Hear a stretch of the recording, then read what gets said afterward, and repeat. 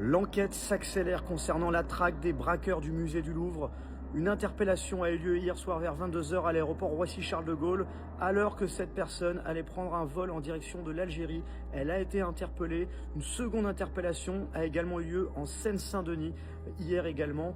2 interpellations et donc 2 placements en garde à vue. Et c'est désormais aux interrogatoires à l'enquête de confirmer quel était le rôle exact de ces 2 personnes. Depuis une semaine maintenant, c'est le travail sans relâche des enquêteurs avec l'aide du travail précieux de la police technique et scientifique qui, je vous en avais parlé dès le jour du braquage, a fait un travail très impressionnant sur place, recueillant près de 150 traces ADN, papillaires et autres éléments de preuve sur place pour permettre d'identifier, de remonter ce commando à l'origine de ce braquage. On vous tiendra évidemment au courant des suites sur Brut, mais je rappelle donc l'information capitale ce dimanche matin, 2 personnes placées en garde à vue dans le cadre du braquage du Louvre. Je vous tiens au courant dès qu'on a plus d'informations, plus de contexte sur ces interpellations.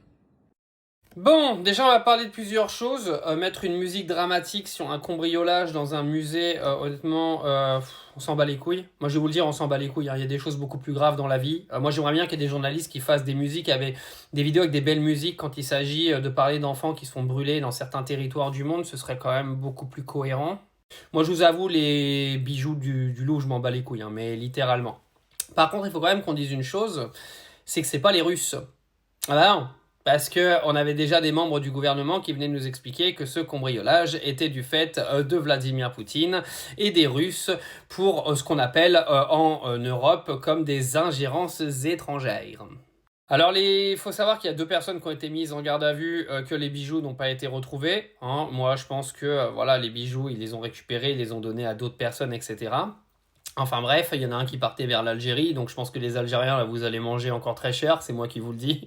Je pense que là, l'Algérie, dans les jours qui viennent, vous allez être encore la target numéro 1 de la France et de toute l'extrême droite. Il va y avoir récupération de partout. Alors préparez-vous, mes amis algériens, parce que je pense que vous allez encore vous faire doser là pendant toute la semaine. Un deuxième partait vers le Mali. Enfin bref, les bijoux n'ont pas été retrouvés. Pourquoi autant de cirque en fait ? Parce que moi, je veux bien qu'on fasse un cirque sur la sécurité du Louvre qui est incapable en fait de voir un échafaudage de plein jour au moment de l'ouverture et un musée en train de se faire cambrioler. On peut faire un pataquès là-dessus si vous voulez, mais bon, faut arrêter quand même. C'est bon, c'est que des bijoux, hein. On s'en bat les couilles. Alors vous allez me dire, oui, mais le patrimoine français, tu t'en fous. Ça te fera pas manger, mon gars. Ça te fera pas manger. Tu ferais mieux de t'intéresser au budget qui est en train d'être mis en place en ce moment par le gouvernement qui est juste là pour te réduire encore plus ton pouvoir d'achat que de te soucier pour le vol des bijoux de Napoléon. Parce que Napoléon, lui, à l'époque, il t'aurait coupé la tête. Non, mais des fois, je me demande comment on peut mettre du drama là-dessus. Il n'y a pas de drama sur le cambriolage du Louvre. Arrêtez. Vous allez pas me faire croire que ça vous empêchait de dormir, quand même.